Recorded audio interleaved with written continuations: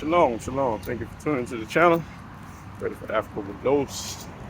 Another subject. A lot of people, when you start researching Africa, you come across this thing called a Dada Wakati.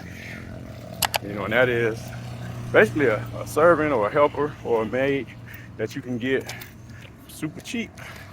And you can.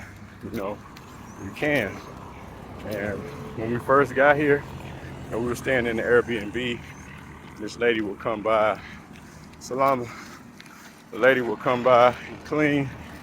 It's cool, whatever. But when we got our own house, we were presented with the opportunity to get one. And for some, that's a great idea, whatever. It's not that expensive.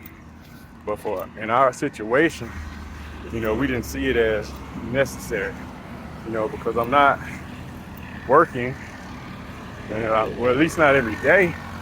So why can't I clean my own house? Why can't I wash my own dishes? Why can't I got 2 children? They ain't doing nothing.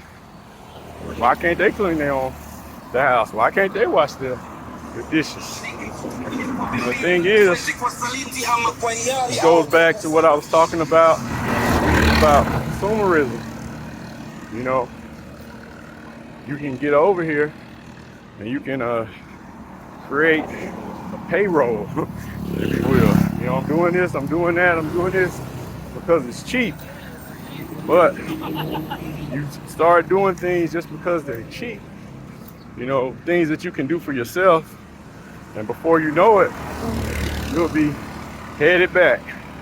So as for me, I didn't see a need for it, but you may be different. Your situation, your situation may be different, but things we always have to keep in mind of is, not getting into the act of getting something because it's cheap, because cheap things can be expensive, especially when you get a whole bunch of them. And so that's all I wanted to say. Hey, you want a Dada? Get a Dada. But before you get a Dada, ask yourself, is a Dada really necessary for your situation?